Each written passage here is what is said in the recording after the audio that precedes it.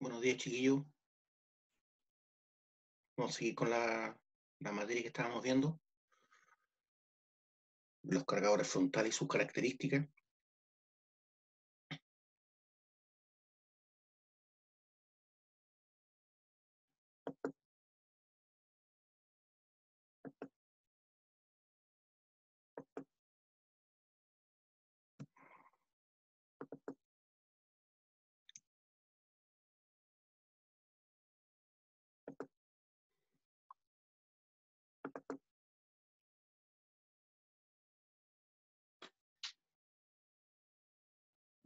Estábamos viendo los sistemas de transmisión mecánico y el eléctrico, y ahora vamos a ver los sistemas hidráulicos.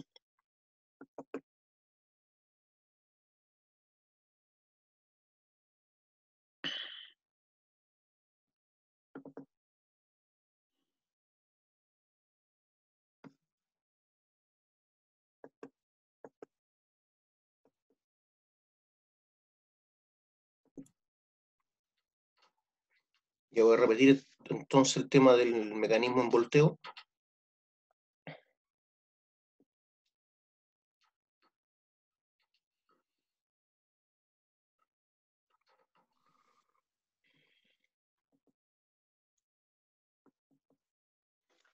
Ya, ahí están las dos configuraciones del mecanismo en paralelo y el mecanismo en volteo.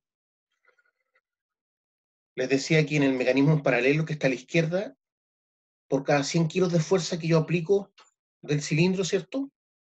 Se aprovecha el 60% solamente.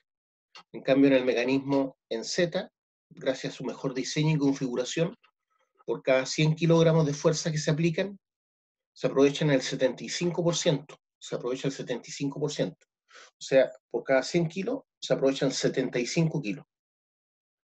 Esos son los dos mecanismos de volteo que se utilizan actualmente en los cargadores frontales. Pero como les decía, los grandes equipos generalmente utilizan el mecanismo en Z.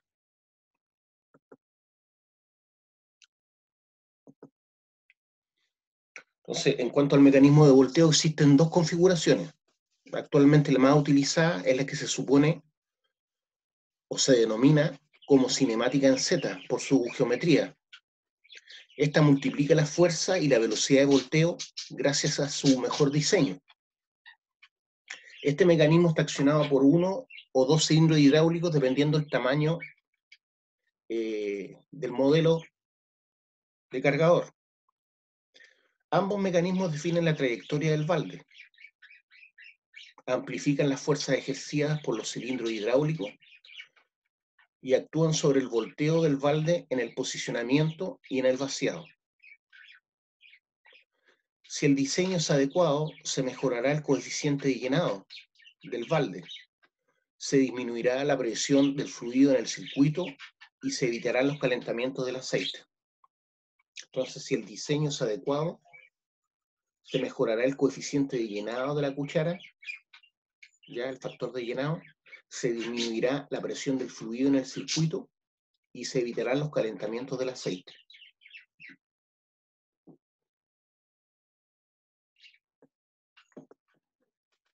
Los requerimientos básicos para un equipo de trabajo, que es lo que hace el trabajo en un cargador frontal, o sea, lo que les acabo de mostrar, ¿cierto?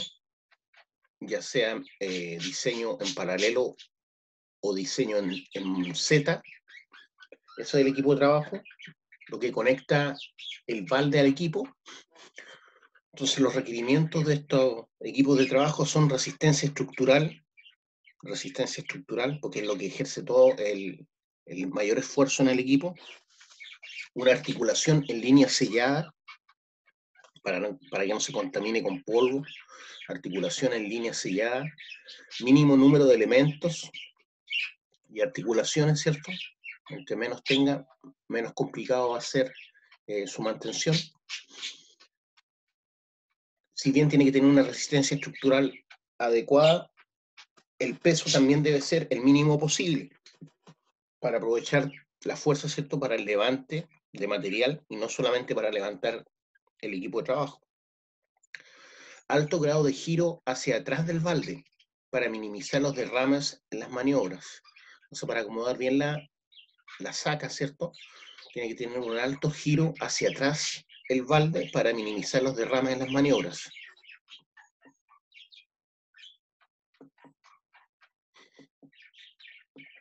Elevado giro hacia adelante también para descargar el balde por completo. Elevado giro hacia adelante para descargar el balde por completo.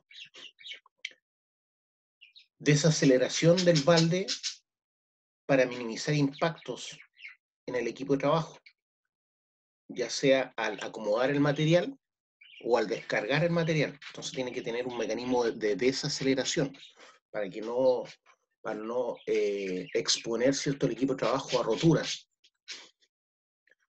Control de la orientación del balde cuando se eleve y se baje. Control de la orientación del balde cuando se eleve y se baje. Justamente para lo mismo, ¿cierto? Después de llenar la cuchara, ¿cierto?, o el balde, el operador debe concentrarse en las maniobras que tiene que realizar con la máquina y posicionar esta para descargar. Entonces aquí aumenta el tiempo de ciclo en relación a una excavadora de cable o una excavadora hidráulica, ya que la excavadora de cable o la excavadora hidráulica tiene la infraestructura inferior, ¿cierto?, donde van las orugas las tiene quietas, no las mueve durante la carga y la descarga. En cambio aquí el equipo se tiene que mover por completo, se tiene que acomodar para cargar y también para descargar. Por eso el tiempo de ciclo de un cargador frontal, aunque tenga la misma capacidad de balde, va a ser mayor. De igual manera, después de descargar el material, debe maniobrar hacia el rajo de la carga. Los movimientos del balde pueden automatizarse durante los periodos en los que debe reposicionarse para la segunda fase. Esto se consigue con un diseño adecuado del equipo y secuenciando las acciones hidráulicas. Para en esencia, ¿cierto?, completar las acciones iniciadas por el operador. Entonces tiene una especie de memoria RAM para que sea de forma automática, ¿cierto?, el posicionamiento. Eso no quita, ¿cierto?, que el tiempo de ciclo va a aumentar por las maniobras del equipo. Entonces los movimientos de balde se pueden automatizar. Hoy en día casi todos los equipos tienen eso. Durante los periodos en los que se debe reposicionar para la segunda fase de carguío. Esto se consigue con un diseño adecuado del equipo y secuenciando las acciones hidráulicas para en esencia completar las acciones iniciadas por el operador. Estos ciclos automáticos ajustables se denominan lift kick out. Estos ciclos automáticos ajustables se denominan lift de levante kick out,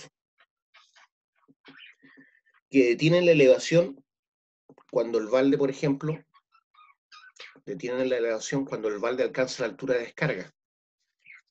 Eso sería el dump kick out, que finaliza la acción cuando el balde ha girado hacia adelante totalmente. Y después tenemos el llamado return to dig, que significa retornar a la excavación para posicionar el balde en el suelo con el ángulo de excavación deseado. Entonces, esos serían los movimientos automatizados. Entonces, estos ciclos automáticos ajustables se denominan lift kick out, que detienen la elevación del balde cuando se alcanza la altura de descarga. Después viene el dump kick out, que finaliza la acción cuando el balde ha girado hacia adelante totalmente. Y el return to dig, que significa volver a posicionar para excavar, para posicionar el balde en el suelo con el ángulo de excavación deseado. Tales sistemas reducen los ciclos de trabajo, disminuyen la fatiga del operador, ¿cierto?, y evitan daños a estos equipos al no hacer movimientos innecesarios o ineficientes. En cuanto a los baldes, se diseñan con un ancho algo mayor que el de las máquinas, de forma que al introducirlos en las pilas de escombro no se produzcan daños en los neumáticos. Eso ya se lo había dicho, ¿se acuerdan? Entonces los baldes generalmente tienen un ancho mayor que el del equipo, de forma que al introducirlos en la marina, ¿cierto?, en la saca, producto de la tronadura, no se produzcan daños en los neumáticos, que son muy caros. Estos anchos hacen que los casos tengan una estructura más débil que los de las excavadoras de cables e hidráulicas, que son más robustas, porque no tienen que ser tan anchas. con una relación ancho-volumen más baja. Con una relación ancho-volumen más baja. Como además se debe maximizar la carga útil, se debe construir con el menor peso posible. Por esta razón, las fuerzas de arranque de las palas sobre ruedas son mucho menores que el de las excavadoras. Entonces, repitiendo eso, estos anchos hacen que los casos tengan una estructura más débil, ¿cierto? Que los de las excavadoras de cable o hidráulica, que son menos anchas, con una relación ancho-volumen más baja. Como además se debe maximizar la carga útil, no pueden ser estructuralmente muy pesados para aprovechar la fuerza, ¿cierto?, para levantar material. Por esta razón, las fuerzas de arranque de las palas sobre ruedas o cargadores frontales son mucho menores que las excavadoras, ¿ya? La fuerza de arranque es la que permite, ¿cierto?, el levante del material desde la inercia, desde el reposo.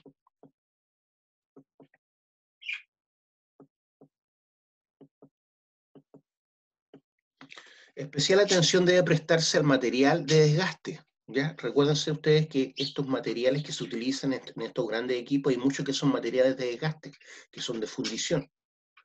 Por ejemplo, los portadientes, los dientes, las cuchillas de los baldes, los labios,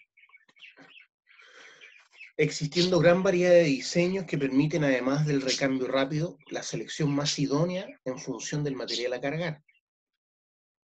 Asimismo, es necesario reforzar la estructura interior y exterior de los baldes que se va desgastando y debilitando con el uso. Entonces, para no hacer el cambio inmediato de un balde que se está desgastando, se cortan trozos de acero estructuralmente de la misma calidad para reponer partes que están oxidadas o desgastadas.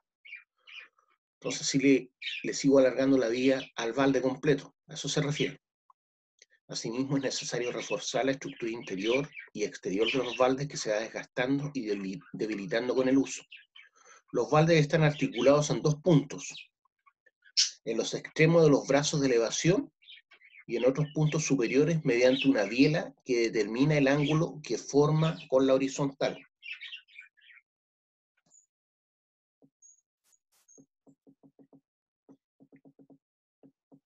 Respecto de la cabina, ¿qué podemos decir? Acuérdense que la cabina va sobrepuesta sobre el chasis trasero, donde va el motor. La cabina va colocada normalmente encima de la articulación y puede formar parte del cuerpo delantero o trasero del equipo. Las ventajas de la ubicación en el cuerpo delantero, por ejemplo, ¿cuáles son? Mejor visión del operador durante la operación, aislamiento de la cabina de los ruidos y vibraciones producidas por el motor. Esa es la ventaja de tenerlo en el chasis delantero. Las ventajas de la situación trasera, ¿cierto?, que esté ubicado en el chasis trasero, son las siguientes. Mayor confort debido a los giros más pequeños de la parte trasera, ¿cierto? Cuando está girando, el giro no es tan brusco si va en la parte trasera, el ángulo de giro es menor. Mayor seguridad en la operación, porque está más alejado, ¿cierto?, de la zona de excavación. Circuito hidráulico y eléctrico más simples, porque están más cerca, ¿cierto?, de toda la maquinaria, del motor y del circuito generador de potencia hidráulica. ¿Qué podemos decir de los neumáticos? Se estima que entre un 10 y un 20% de los costos de mantenimiento de un cargador frontal están relacionados con los neumáticos. No es menor, ¿cierto? 10 a un 20% de los costos de mantenimiento. Por lo que debe prestarse una gran atención a este tema. Hoy existen empresas que se dedican al estudio y a alargar la vida de los neumáticos en operaciones, como por ejemplo Bailac. Ya tienen programas incluso que van haciendo un seguimiento y un control al desgaste de los neumáticos. Por ejemplo, cuando se empiezan a partir o a romper, como las manos, ¿cierto?, de uno, y uno se echa crema, de igual forma hay tratamientos con los neumáticos cuando se tienden a partir o a requebrajar, para que la ruptura no se prolongue y muera el neumático. Entonces hay empresas, como les decía, que se dedican a esto. a alargar la vida de los neumáticos. Aun cuando se le paga a estas empresas para que hagan ese trabajo, aún así, si tengo un cuidado de ellos, voy a alargar la vida y por lo tanto voy a tener menores costos.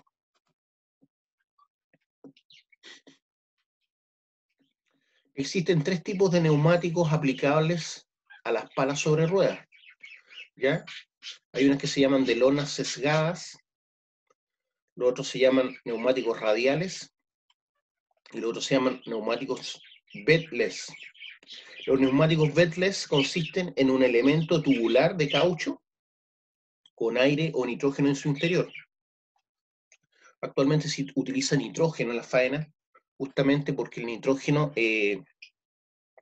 no sufre tanta descompresión o compresión por el movimiento o por el calentamiento del neumático. En cambio, el aire tiende a comprimirse o a expandirse cuando se calienta, dependiendo si se calienta o se enfría.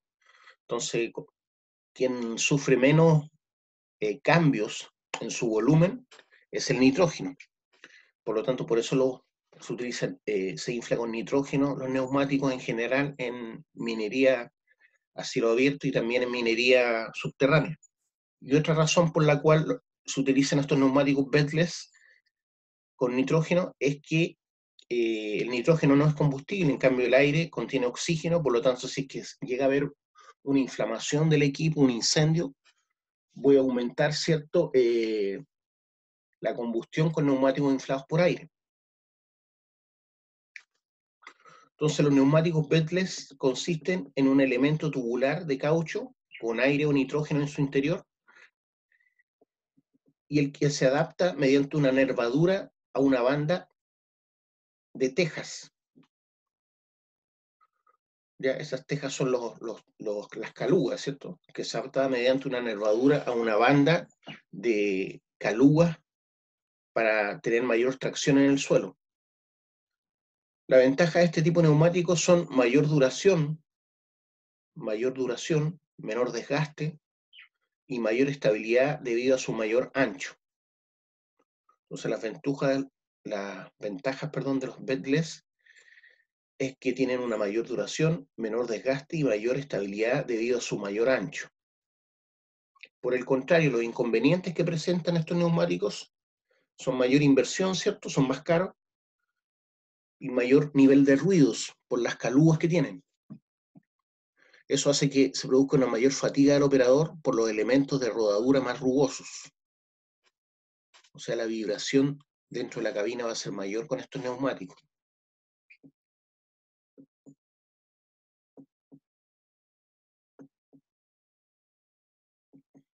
¿Cuáles son las operaciones básicas y de práctica operativa de estos equipos? Le doy harto realce a lo que es cargadores frontales porque, como les decía, los LHD en minas subterráneas son cargadores frontales. La única diferencia es que son de bajo perfil, o sea, son menos altos y un poco más anchos. ¿Para qué? Para poder trabajar bien en espacios pequeños, como son los túneles, y tener un centro de gravedad más bajo. Pero un LHD o un SCOOP es un cargador frontal. Por lo tanto, el 90% de lo que estamos hablando también es para un LHD. ¿Cuáles son las operaciones básicas y de práctica operativa?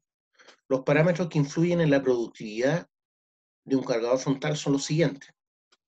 La fuerza de penetración, ¿cierto?, que la da la tracción de los neumáticos sobre el piso. Entonces, la fuerza de penetración del balde en la marina. La fuerza de arranque, que es la capacidad de levantar en vacío, en lleno el balde. Eso se llama la fuerza de arranque, que es la mayor fuerza que utiliza el equipo cuando comienza y rompe la inercia de reposo, o cuando tiene que sacar material menos competente sin tener que ocupar tronadura. Ahí también se ve expuesta la fuerza de arranque. Después viene la fuerza de elevación, que tiene que ver cuando ya rompí la inercia debido a la fuerza de arranque del material, por ejemplo, que está en la marina. Después entra en juego lo que es la fuerza de elevación del balde. El tipo de balde, también es el diseño del balde es súper importante. va a depender, ¿cierto?, del material que estoy cargando, ¿ya? Y la distancia de la maniobra. Todos esos son detalles importantes en las operaciones y práctica operativa. La fuerza de penetración, la fuerza de arranque, la fuerza de elevación, el tipo de balde y la distancia de la maniobra. ¿Qué es lo que es la fuerza de penetración? La fuerza de penetración está en función del esfuerzo de tracción de la máquina y de la inercia de la misma, ¿cierto? Entre más pesado, obviamente va a tener que tener mayor tracción para partir y romper el reposo. La energía cinética que lleva la pala al aproximarse al material depende de la velocidad con que ésta venga y se controla por el operador evitando daños estructurales al introducirse, ¿cierto?, en la marina. Los modelos de gran tamaño se aproximan a la marina a baja velocidad, pero sus elevados pesos le proporcionan una gran inercia, por lo tanto puede penetrar la marina sin mayores problemas. La fuerza de tracción depende de las condiciones del terreno en contacto con los neumáticos y oscila según el tipo de suelo y el tipo de neumático. Este varía entre un 30 y el 90% del peso en operación. Voy a repetir esto. La fuerza de tracción depende de las condiciones del terreno en contacto con los neumáticos y va a oscilar según el tipo de suelo y neumáticos entre un 30 y el 90% del peso en operación del equipo. Como consecuencia de ello, la tracción corre a cargo tan solo de la potencia transmitida a los ejes de los neumáticos y fundamentalmente al eje delantero, que es sobre el que gravita el mayor peso. Entonces, como consecuencia de ello, la tracción corre a cargo tan solo de la potencia transmitida a los ejes, donde van las ruedas, y fundamentalmente al delantero, que es sobre el que gravita el mayor peso, cuando está cargando, ¿cierto? La fuerza de penetración variará, pues, con la potencia del motor, por un lado, la desmultiplicación de la transmisión, a través del planetario que le llaman, el diámetro de los neumáticos, las condiciones de adherencia al terreno y el peso de la máquina y su distribución sobre los ejes. Entonces la fuerza de penetración va a estar en función de todo eso: la potencia del motor, la desmultiplicación de la transmisión, el diámetro de los neumáticos, las condiciones de adherencia al terreno y el peso de la máquina y su distribución sobre los ejes. ¿Qué es lo que es la fuerza de arranque? La fuerza de arranque o de desprendimiento es la fuerza máxima y continua en sentido vertical ascendente, ¿cierto?, aplicado a 100 milímetros del borde de ataque del balde, así se mide, ¿ya? La fuerza de arranque o desprendimiento es la fuerza máxima y continua en sentido vertical ascendente, aplicado a 100 milímetros, o sea, 10 centímetros del borde de ataque de la cuchara, conseguida por medio de la capacidad para elevar y recoger el balde alrededor del punto de giro especificado. Entonces, ¿cómo se mide? A 10 centímetros del borde de ataque del balde, conseguida por medio de la capacidad para elevar y recoger el balde alrededor del punto de giro del balde. Fuerza de elevación. Fuerza de elevación. A ver, voy a intentar mostrarles una figura primero, para que se entienda mejor cómo se mide la fuerza de arranque.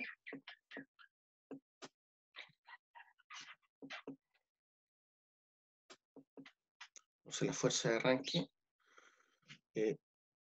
aquí hay una imagen que me permite ver cómo se mide la fuerza de arranque.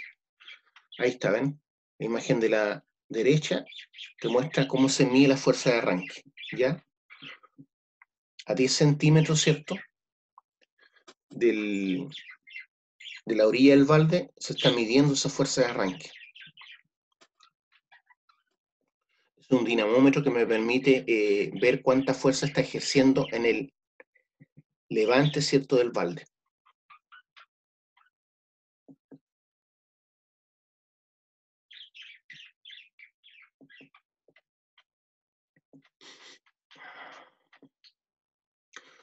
Entonces, como les decía, esa fuerza se mide a 10 centímetros del borde de ataque de la cuchara, conseguida por medio de la capacidad para elevar y recoger el balde. ¿Qué más podemos decir sobre las fuerzas principales en el equipo de trabajo? Tenemos también la fuerza de elevación, ¿ya? Una vez que rompí la inercia y ya arranqué el material desde el piso, entra lo que es la fuerza de elevación, que es la fuerza que ejerce el balde, ¿cierto?, para ascender al máximo el peso de carga en el balde. Entonces la fuerza de elevación es la que se ejerce para ascender el máximo peso de la carga en el balde a una altura especificada. Esa es la fuerza de elevación. Esa altura especificada es la altura de descarga, ¿cierto? Primero se mueve con el material y después lo eleva para descargar. Entonces con el balde situado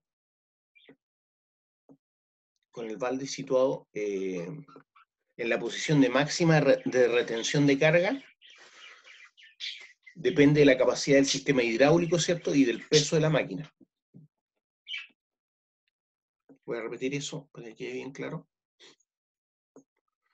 La fuerza de elevación es la que se ejerce para ascender al máximo, el máximo peso de la carga en el balde a una altura especificada, con el balde situado, ¿cierto?, en la posición de máxima de retención de carga,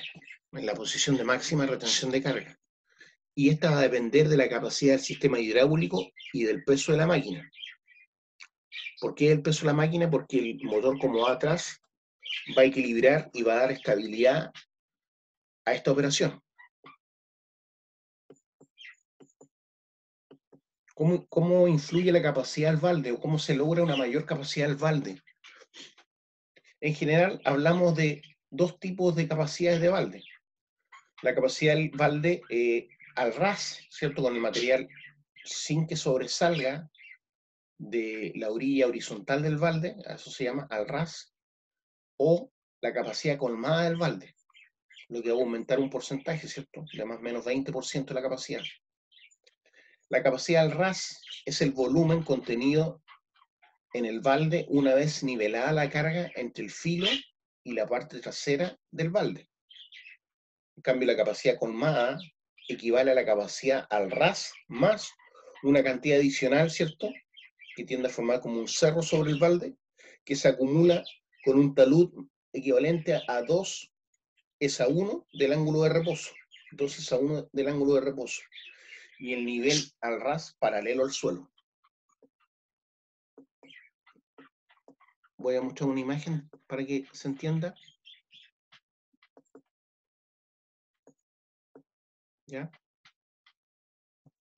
De estos dos volúmenes que les estoy hablando. Al ras y colmada.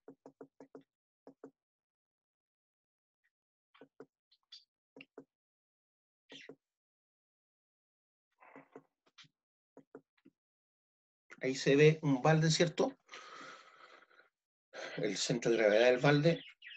Al ras sería justo hasta ahí, ¿cierto? Hasta el tope del balde. Y capacidad colmada se mide en una relación 2:1.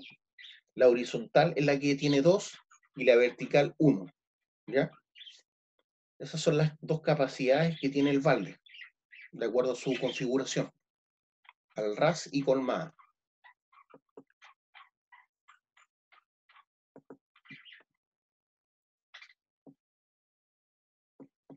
¿Cómo es la práctica operativa de estos equipos? La forma general de trabajo de una pala sobre ruedas, ¿cierto?, es la siguiente. La máquina, ¿cierto?, se acerca al frente de carga, donde está la marina. ¿Qué más ocurre? Se produce la penetración, ¿cierto?, del equipo en la marina. Ahí entran en juego los neumáticos sobre el suelo. El balde tiene que estar a nivel de suelo. la cuchilla horizontal y con la velocidad más baja, ¿cierto?, en la caja de cambio, se penetra la marina. Una vez que ha penetrado el balde en el terreno, se produce a cargar el cucharón, ¿cierto?, mediante movimientos de cabeceo, apoyando la parte posterior del fondo sobre el terreno y manteniendo el empuje frontal con una nueva elevación de los brazos hasta que se llene el balde. Esa es la primera parte del trabajo operativo. Entonces, la forma general de trabajo, como les decía, de la práctica operativa de un cargador frontal es la siguiente. La máquina se acerca al frente de carguillo, ¿cierto?, donde está la marina, con el balde a nivel del suelo. La cuchilla, ¿cierto?, la parte baja del balde, horizontal, y con la velocidad más corta de la caja de cambio, una vez que ha penetrado el balde en el terreno, se procede a la carga del mismo, el llenado se refiere, mediante movimientos de cabeceo del balde, ¿cierto?, apoyando la parte posterior del fondo sobre el terreno y manteniendo el empuje frontal, con una nueva elevación de los brazos hasta que se llene el balde. Entonces ese cabeceo es para acomodar la marina, o la saca, ¿cierto?, como queramos llamarla, apoyando la parte posterior del fondo sobre el terreno y manteniendo el empuje frontal, con una nueva elevación de los brazos hasta que se llene el balde por completo. Una imagen de ese cabeceo que se produce es la siguiente, se las voy a mostrar.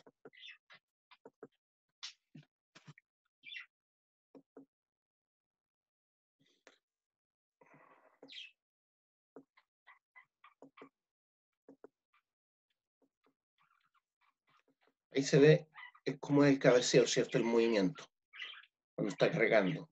Este cabeceo es para el llenado, ¿cierto?, de el balde, movimientos del balde durante la carga.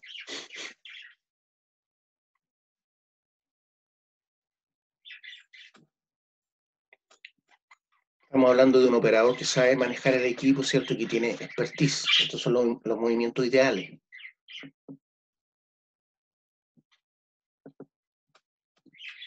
¿Qué más sigue?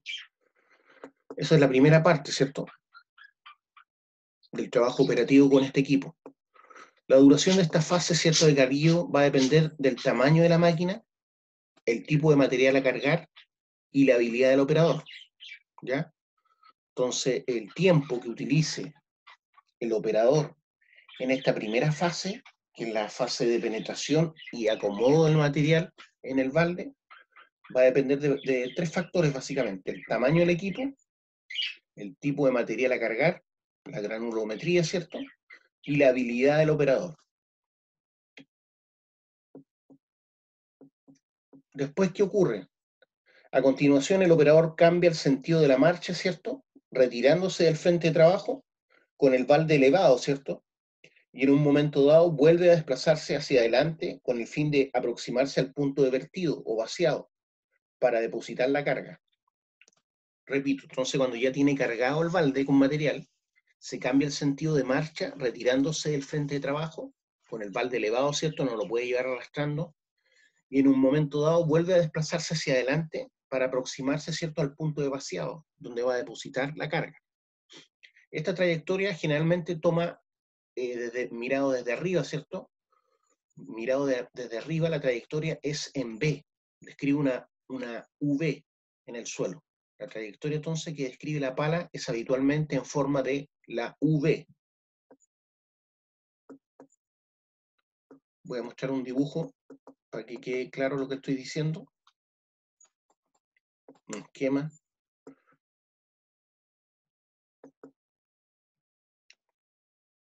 Ahí se ve estos movimientos y la fase de V.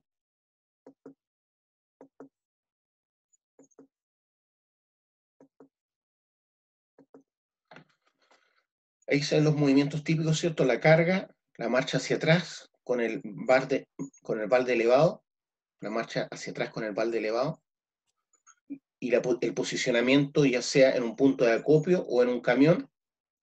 Entonces, el movimiento es en B, como se muestra. El movimiento es en B.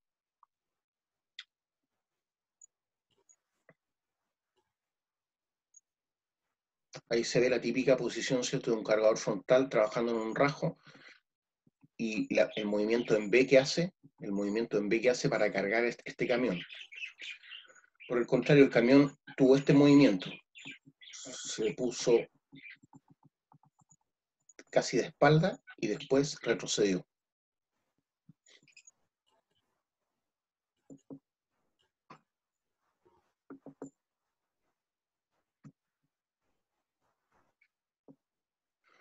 Como es lógico, la capacidad de producción va a depender de la distancia recorrida por la pala, ¿cierto? Ya que esta trabaja desplazándose. Por lo tanto, entre más largo sea el recorrido o entre menos eficiente o menos expertise tenga el operador, los tiempos de ciclo van a ser mayores. Entonces, como es lógico, la capacidad de producción va a depender de la distancia recorrida del cargador, ya que ésta trabaja desplazándose. Se intentará, pues, que el recorrido de la unidad sea el menor posible, y eso va a depender, obviamente, de la expertise y la experiencia que tenga el operador. ¿Cómo son las aplicaciones típicas de estos equipos? Las palas sobre ruedas tienen dos aplicaciones básicas, como equipos de carga, ¿cierto? Y como equipos de carga y transporte. Si son equipos de carga, es el movimiento que les acabo de mostrar.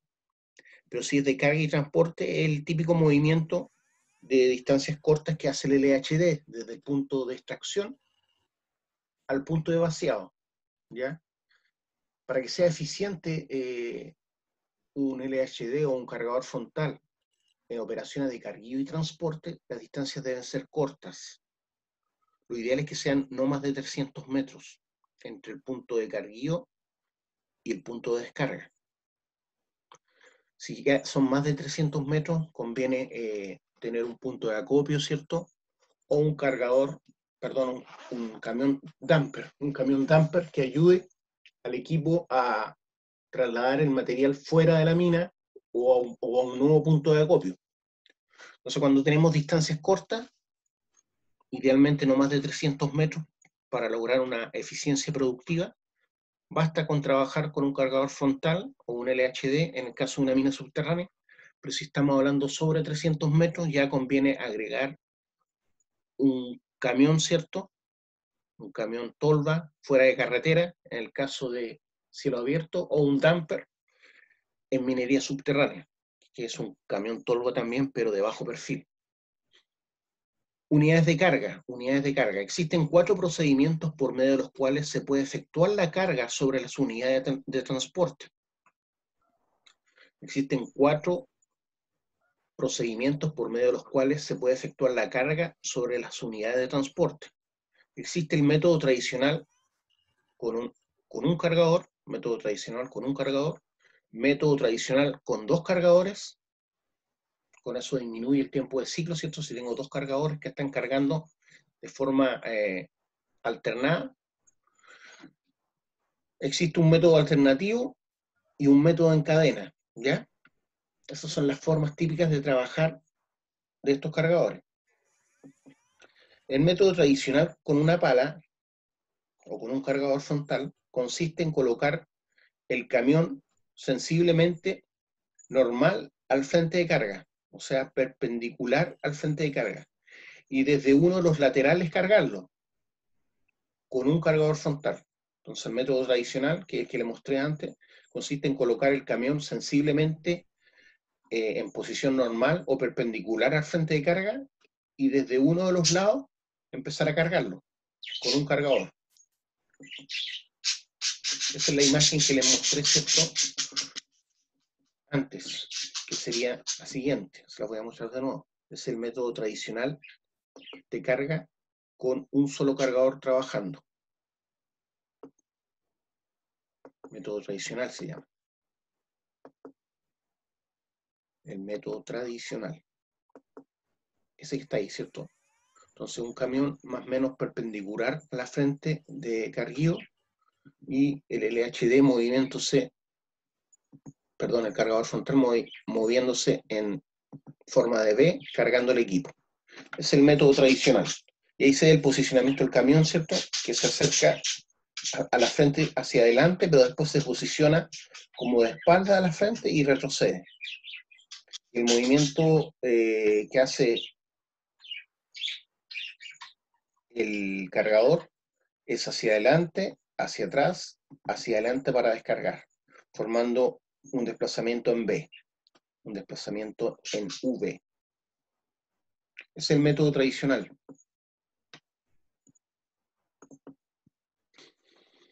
Veamos los otros métodos ahora. Primero veamos las ventajas de este método. Las ventajas son, de este método tradicional, es adecuado cuando la producción requerida está próxima a la producción de carga de una unidad.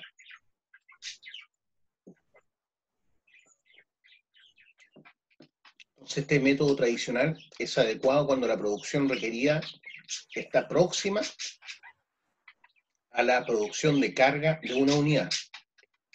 Es muy conocido por los operadores y no presenta problemas de ejecución. O sea, la gran mayoría de los operadores que ha trabajado conoce este método de carga, no hay que entrar a enseñarles nada. Permite descomponer el equipo en rasgos de carga distintos. O sea, utilizarlo con mayor facilidad en trozos del rasgo, ¿cierto?, distintos. Permite descomponer el equipo en rasgos de carga distintos para ir mezclando distintos materiales. Permite la carga en rasgos estrechos, o sea, donde no hay mucha posibilidad de moverse, permite la carga sin problema en rasgos estrechos. Una vez situado el camión, no hay que moverlo nuevamente. Eso es bueno, ¿cierto? Una vez situado el camión, no hay que variarlo de posición, se queda quieto ahí. El único que hace los movimientos es el cargador frontal. Esas son las ventajas, ¿cierto?, del método tradicional. Es adecuado cuando la producción requerida está próxima a la producción, es muy conocido por los operadores, permite descomponer el equipo en rasgos de carga distintos, permite la carga en rasgos estrechos, y una vez situado el camión no hay que variarlo de posición. Pero como todo tiene sus pros y sus contras. Por otro lado, los inconvenientes o desventajas de este método tradicional son los siguientes. Elevado tiempo muerto de las unidades de transporte durante la carga. O sea, el camión tiene que esperar un tiempo importante, ¿cierto?, para ser cargado. Por eso se dice elevado tiempo muerto de las unidades de transporte durante la carga. Mayor número de unidades de transporte para producciones altas. O sea, debo tener una flota de camiones para que sea productiva la explotación. Y si tengo pocos camiones, tengo que esperar que el camión haga todo su movimiento de transporte, su tiempo de viaje, de descarga, para volver a posicionarse en la frente. Por eso dice mayor número de unidades de transporte para producciones altas. Otra desventaja es que la necesidad de un buen acoplamiento para reducir tiempos de espera. Necesidad de un buen acoplamiento para reducir tiempos de espera. O sea, tiene que haber una organización importante entre los camiones para reducir el tiempo de espera. Cierto tiempo de espera de la pala hasta que se coloca el nuevo camión. Cierto tiempo de espera de la pala hasta que se coloca el nuevo camión. Eso vendría siendo un tiempo muerto, ¿cierto?, del cargador frontal. Método tradicional con dos palas. Método tradicional con dos palas. Es análogo al que vimos anteriormente. La única diferencia es que la segunda pala carga simultáneamente el camión desde el otro lado de este. O sea, tengo una pala a un lado y otra pala al otro lado. Entonces eso hace que el tiempo de espera del camión sea menor. Eso hace que sea más productivo, ¿cierto?, el proceso, siempre y cuando tenga una flota de camiones que se acomode a este trabajo. Entonces el método tradicional con dos palas es análogo al anterior. La única diferencia es que la segunda pala carga simultáneamente al camión o al camión fuera de carretera desde el otro lado. Entonces una imagen que nos permite ver eso es la siguiente. Te lo voy a mostrar. Método tradicional con dos palas.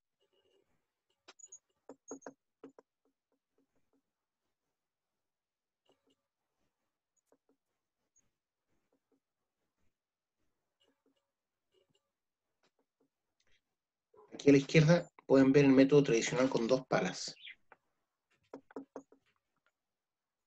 Entonces tengo un cargador frontal a cada lado del camión.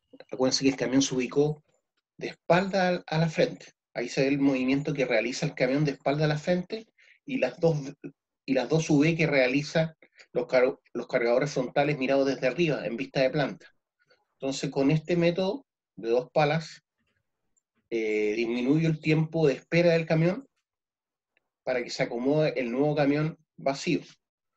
Pero como les digo, tiene que haber una coordinación importante, principalmente de los camiones, y una flota, ¿cierto?, importante de camiones para que esto sea productivo. Pues no saco nada con demorarme poco, ¿cierto?, si tengo un solo camión trabajando.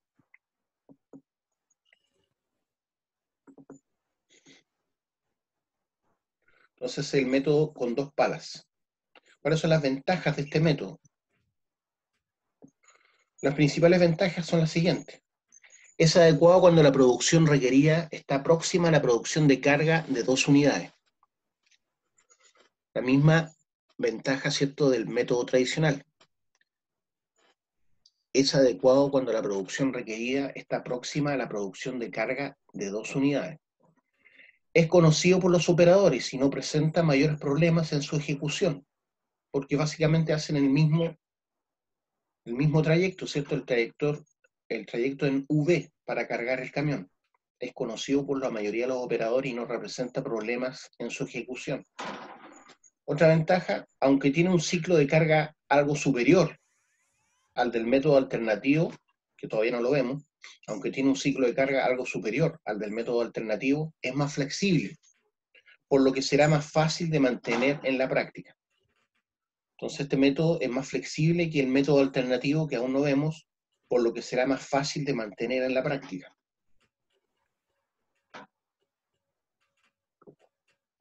Una vez situado el camión, no hay que variarlo de posición, lo mismo que en el método tradicional. Una vez situado el camión, no hay que variarlo de posición. ¿Cuáles son los inconvenientes o desventajas? Necesita rasgos más amplios, ¿cierto? Para poder tener 2 cargadores frontales maniobrando, necesito rasgos o espacios más amplios que en el método tradicional. Precisa cierto tiempo de espera de las palas mientras se coloca el camión. Precisa cierto tiempo de espera de las palas, ¿cierto?, o de los cargadores mientras se coloca o se posiciona el camión.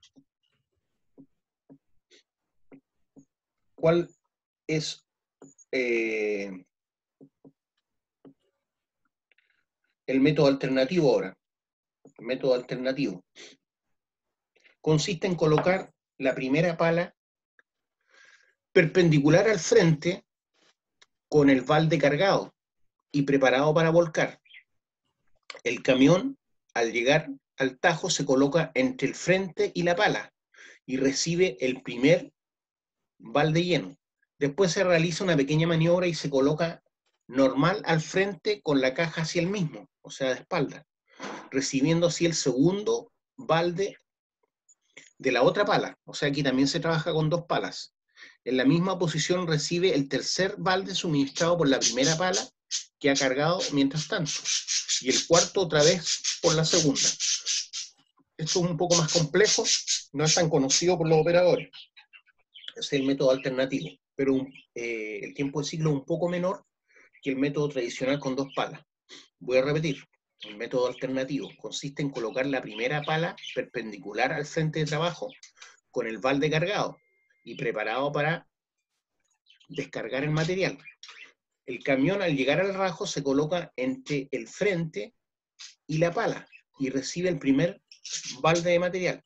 Después realiza una pequeña maniobra y se coloca perpendicular al frente con la caja o la tolva hacia la frente, recibiendo así el segundo balde de la otra pala.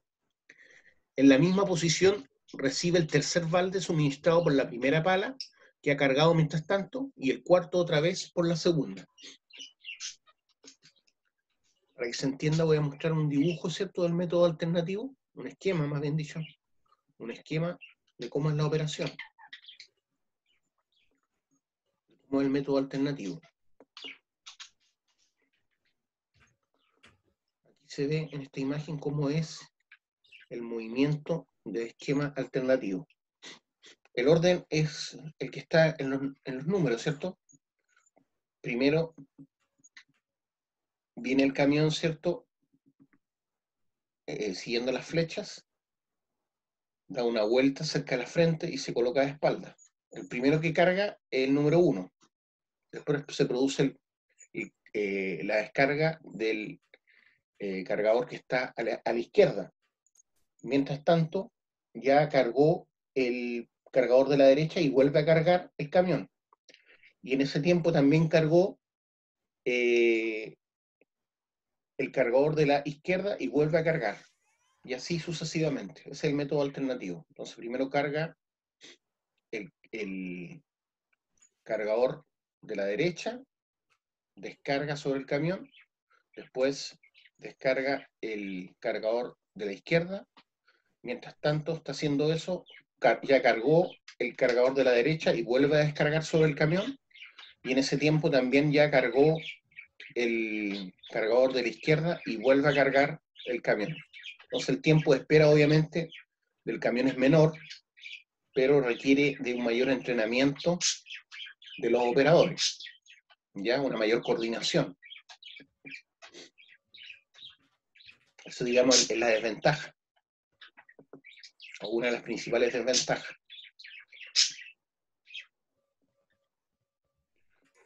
¿Cuáles son las ventajas? No hay mayores tiempos muertos ni para las palas ni para los camiones. No hay mayores tiempos muertos ni para las palas ni para los camiones. El tiempo de carga es más corto. El tiempo de carga es más corto que en el método anterior, que es el método de 2 palas. El tiempo de carga es más corto. Por lo tanto, el tiempo de espera del camión es más corto, ¿cierto? ¿Cuáles son las desventajas? Las desventajas son las siguientes. Dificultad para posicionarse en el lugar correcto. Dificultad para posicionarse en el lugar correcto. Tanto de los cargadores, pero principalmente del camión. Más complicado de ejecutar por los operadores. Tienen que estar muy bien coordinados, conocerse bien. Ambos tienen que tener expertise.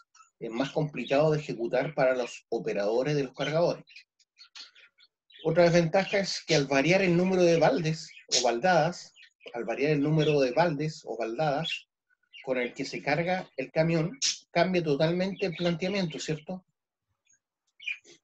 Al variar el número de baldadas con el que se carga el camión, cambia totalmente la planificación respecto del método anterior. El otro método que tenemos para cargar camiones es el llamado método en cadena. Método en cadena. Se dispone de tantas palas como baldes.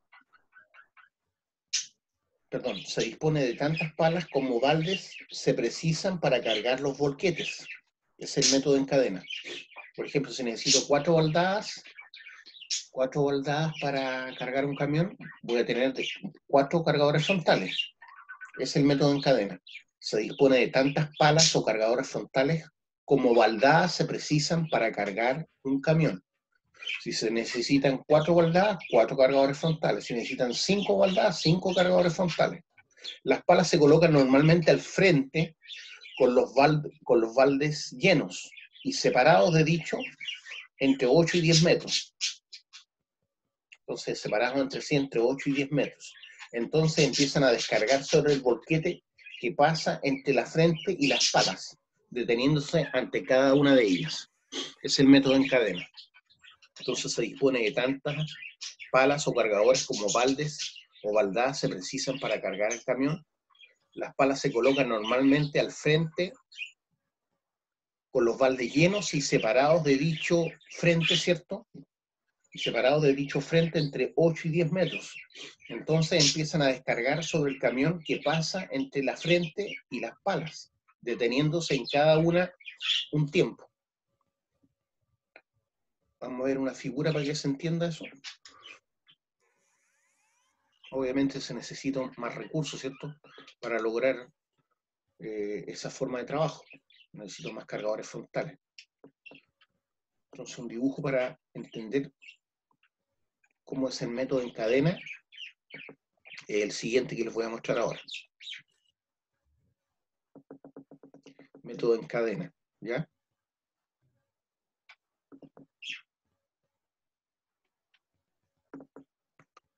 Tenemos un esquema de cómo es la forma de trabajo en el método en cadena. Ahí se ve, ¿cierto? La frente, vemos que los cargadores frontales están posicionados entre 8 a 10 metros de la frente de trabajo y ya están cargados antes de que se coloque el camión. Están todos cargados con su balde lleno. Están separados 8 a 10 metros de la frente y pasa el camión y se va deteniendo perpendicularmente delante, ¿cierto?, de los cargadores o entre la frente y los cargadores. Entonces va a esperar la carga del cargador 1, después del cargador 2 y después del cargador 3. Es el método en cadena. Ahí se entiende que con esas 3 baldadas, ¿cierto?, de esos 3 cargadores se va a llenar el camión o la tolva del camión. Si se necesitan 5 baldadas, van a tener que haber 5 camiones, perdón, 5 cargadores.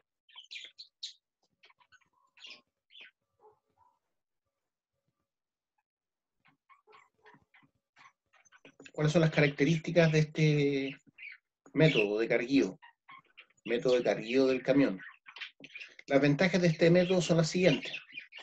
Obviamente el menor tiempo posible para la carga del camión. El menor tiempo posible para la carga del camión. Otra ventaja es un completo y fácil acoplamiento. Un completo y fácil acoplamiento sin tiempos muertos. Un completo y fácil acoplamiento sin tiempos muertos. El siguiente camión puede empezar a cargarse antes de terminar la carga del anterior, ¿cierto? Si hay 4 cargadores frontales trabajando, mientras está cargando con el cuarto cargador frontal, puede colocarse un nuevo camión. Obviamente tendría que haber cargado ese primer cargador frontal en la frente previamente. Entonces el siguiente volquete puede empezar a cargarse antes de terminar la carga del anterior.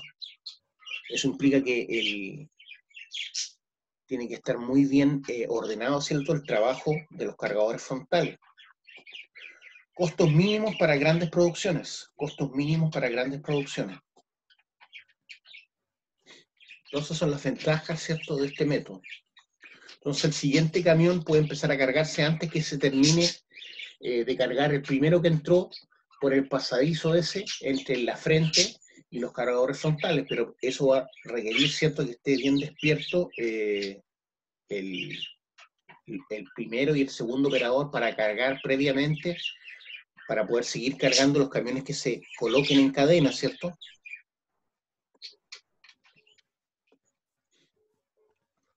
¿Qué más podemos decir de este método? Las desventajas son, obviamente, se requiere una producción muy alta en un rajo único. Los inconvenientes son, requiere una producción muy alta en un rajo único. ¿Qué significa eso? Que necesita una tronadura importante, un trabajo de perforaciones y tronadura importante para tener suficiente marina para que valga la pena trabajar de esta forma. Porque eso implica tener más cargadores frontales, más operadores. Entonces debo tener una producción elevada de mineral, ¿cierto?, en el yacimiento, para que se justifique, ¿cierto?, esta forma de trabajo. Entonces es un inconveniente, requiere una producción muy alta en un rajo único, o en una frente única, a eso se refiere. Requiere una producción muy alta en un rajo o una frente única. Se precisan rajos muy amplios. Necesito colocar todos los cargadores frontales, ¿cierto?, separados a una cierta distancia para que hagan ese recorrido los camiones. Entonces necesito un espacio muy amplio para trabajar. Otra desventaja es la dificultad para posicionar el camión. La dificultad para posicionar el camión, ¿cierto? No está fijo. Parte, ¿cierto?, se posiciona frente al primer cargador, parte de nuevo se posiciona frente al segundo cargador, parte se posiciona frente al tercer operador. Dificultad para posicionar el camión. Y el otro tema es mayor riesgo para los neumáticos, mayor riesgo para los neumáticos. Mayor riesgo para los neumáticos de los camiones principalmente, porque como hay 3 operadores trabajando en la frente de carga, seguramente parte del material va a ir cayendo al suelo, lo que va a producir un mayor desgaste de los neumáticos que pasan por ese pasadizo. Entonces hay un mayor riesgo de los neumáticos del camión. De un estudio que se realizó por uno de los fabricantes de cargadores frontales de baldes de 9,6 metros cúbicos y camiones de 77 toneladas, se obtuvieron datos, ¿cierto?, que permitieron ver que esta es la forma más óptima de trabajar cuando hay amplios espacios y una producción elevada. Como normas generales de operación, tenemos que conocer los siguientes puntos. Como normas generales de operación de estos cargadores frontales hay que observar los siguientes puntos. La altura de banco óptima es la que está comprendida entre la articulación del brazo y la altura de alcance máximo. Entonces, para un cargador frontal, la altura de banco óptima es la que está comprendida entre la articulación del brazo y la altura de alcance máximo del cargador. Otra norma general de operación es que cuando se carga al pie del banco, ¿cierto?, hay que tener precaución frente a los desprendimientos bruscos de material.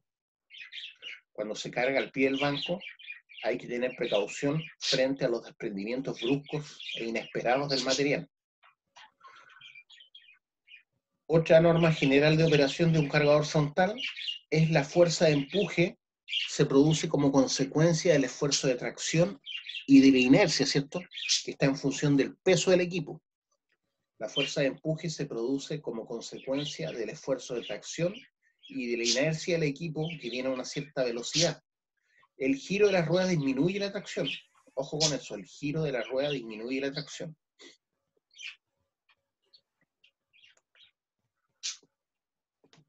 Ya, chiquillos, yo creo que por hoy es suficiente. Ahora un ratito más tengo una reunión con unos colegas, así que lo vamos a dejar hasta aquí por hoy.